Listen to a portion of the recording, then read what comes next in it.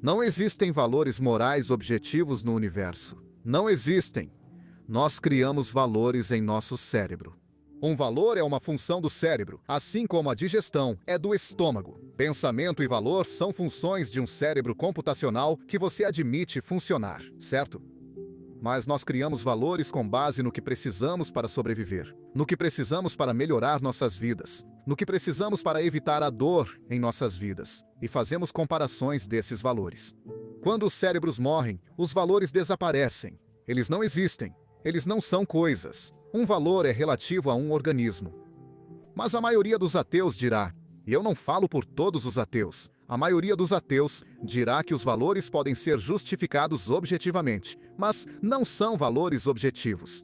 Ter um valor depende de uma mente, certo? Ser objetivo é existir sem depender dela. Então, como algo pode estar na mente e não depender dela ao mesmo tempo? Isso é um oxímoro. Você não pode ter um valor objetivo, você pode ter valores que pode justificar objetivamente ao analisar suas ações. Todos fazemos isso. Cristãos, judeus, muçulmanos, humanistas, ateus, agnósticos.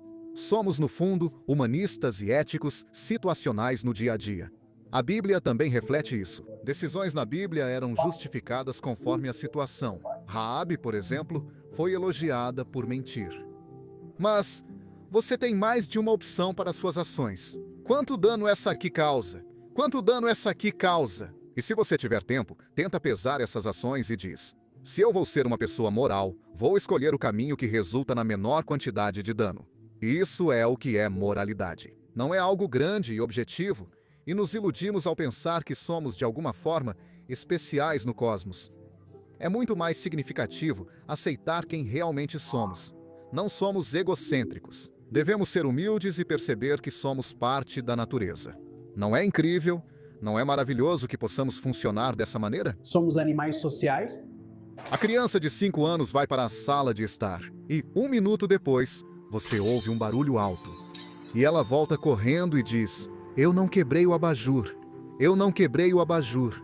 Foi um fantasma. Aconteceu sozinho. Eu não quebrei o abajur. Você ouviu o barulho, mas não estava lá. Você tem o depoimento dela, certo? Então você tem na mesa o depoimento dela de que há alguma explicação sobrenatural para o que aconteceu com o abajur.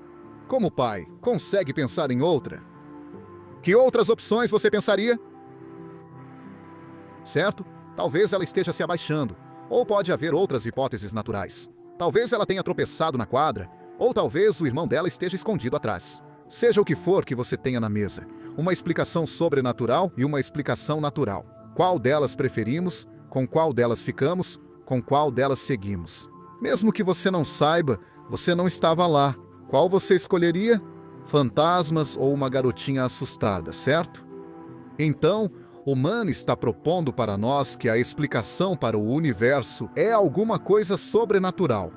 Um fantasma transcendente lá fora que explica tudo. Quando nós, não crentes, ateus e agnósticos, podemos dizer que podemos propor, nós não estávamos lá no começo do Big Bang. Não estávamos na sala de estar quando o barulho aconteceu.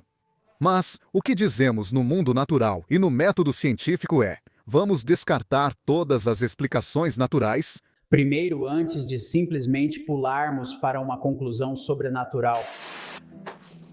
Se existe um inferno, e se os ateus chegam ao fim da vida e descobrem, eu estava errado, existe um Deus. Isso é contrafactual. Não significa que eu acredite. Então você está certo. Eu acreditaria na existência de Deus, mas não respeitaria ou admiraria um Deus que criasse o inferno para enviar alguém como eu.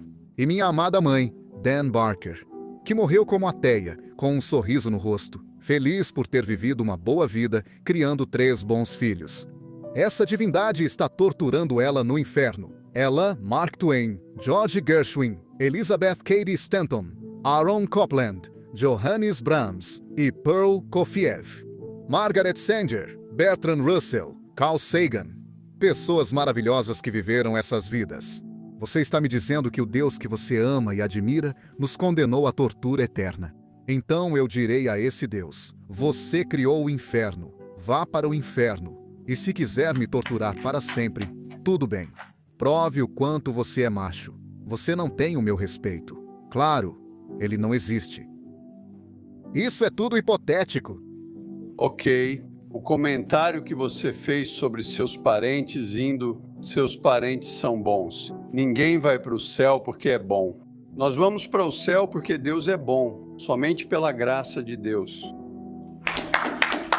Aliás, deixa eu destacar algo sobre essa e a pergunta anterior. Vocês dois estão fazendo uma suposição falsa. Estão assumindo que as palavras da Bíblia são confiáveis e seguras, mas não são. Vocês construíram sua casa sobre a areia.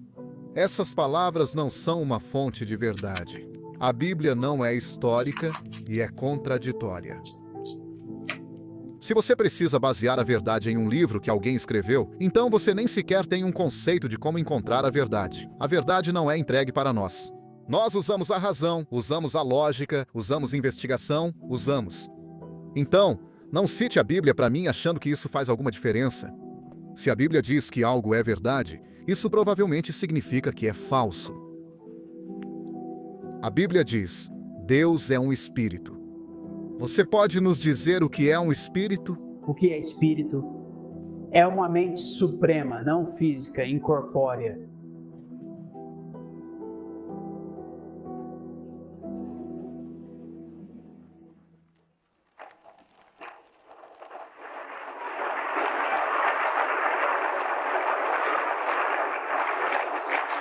Mas isso não responde à pergunta. O que é? O que é? Você nos disse o que não é. Você disse que é incorpóreo, não físico. Mas, positivamente, o que é espírito? Deus é um espírito. Obviamente, Deus é feito de algo, certo? Podemos definir o que Deus é. Então, o que? Positivamente, o que é espírito? Isso seria como perguntar: o que é a escuridão? Bem, é a ausência de luz. O que é o frio? Bem, é a ausência de calor. Então, para definir exatamente o que Deus é, na verdade, mais cedo você disse: bem, as pessoas que estão falando sobre design estão argumentando por um Deus das lacunas. Dizemos que não sabemos essa informação e por isso inserimos Deus. É isso que ocorre aqui. E essa é uma pergunta comum entre ateus. Estamos inserindo o ateísmo em uma lacuna do conhecimento humano. Não sabemos exatamente o que é um espírito, apenas o que não é e como defini-lo, mas não o que realmente é. A comunidade ateísta costuma dizer: não sabemos o que é um espírito, logo o ateísmo é verdadeiro. Mas você não definiu isso? Ah, certamente não. Você não definiu nem explicou o que é. Se for só ausência de algo, então é nada. Como o frio, que é a ausência de calor. Frio não é nada. Escuridão é a ausência de luz. Escuridão não é nada. Então, se Deus é um espírito e o espírito é a ausência de algo, então Deus não é nada. Nunca ouvi alguém definir o que é um espírito. Parece um raciocínio circular. Você não está assumindo o que tenta provar? Há um reino transcendente, e você está apenas confiando em si mesmo e usando uma palavra indefinida. Por que não diz simplesmente Deus, sem definir? O que é espírito? Vamos seguir em frente. Bom, isso é uma pergunta? Sim, mas você não fez isso 2 vezes. Não definiu nem explicou o que é espírito. Se não consegue definir, como podemos discutir se existe? O fato de a vida ser curta e de que ela vai acabar a torna mais valiosa. Nós damos mais valor às coisas que são raras, não é? Metais preciosos, coisas preciosas. Se algo é realmente raro, você pode conseguir um preço alto por isso. Procurei uma moeda de 1 centavo de cobre de 1943 e achei que tinha encontrado, pensando que valeria uns $100.000 por ser tão rara. Quando as coisas são abundantes, o valor delas diminui. Então, se a vida é eterna, a vida se torna barata. Se algo dura para sempre e nunca acaba, não tem valor real. Isso é o que chamamos de precioso. Enfrentamos, como você disse, a realidade da frieza e de um universo indiferente em que vivemos.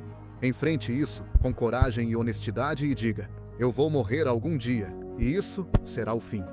Isso, na verdade, dá mais valor à sua vida agora, enquanto você a vive, porque você não está sacrificando nada por alguma recompensa futura. Você está vivendo esta vida agora. Nenhum de nós saberá após a morte, pois estaremos mortos. E a morte é o fim do organismo físico. Acho que a maioria dos ateus valoriza mais a vida do que pessoas como Trenton, que acredita em vida após a morte, onde tudo será resolvido. Nós não acreditamos nisso. Nós temos que acertar agora. Temos que fazer as coisas agora, enquanto estamos vivos. E talvez encontrar algum consolo no fato de que nossos descendentes ou as futuras gerações vão se beneficiar de parte do bem que fazemos agora. No final das contas, tudo isso vai desaparecer. No final das contas, isso é cosmicamente sem sentido. Mas isso não significa que não seja imensamente significativo para nós agora, enquanto vivemos nossas vidas.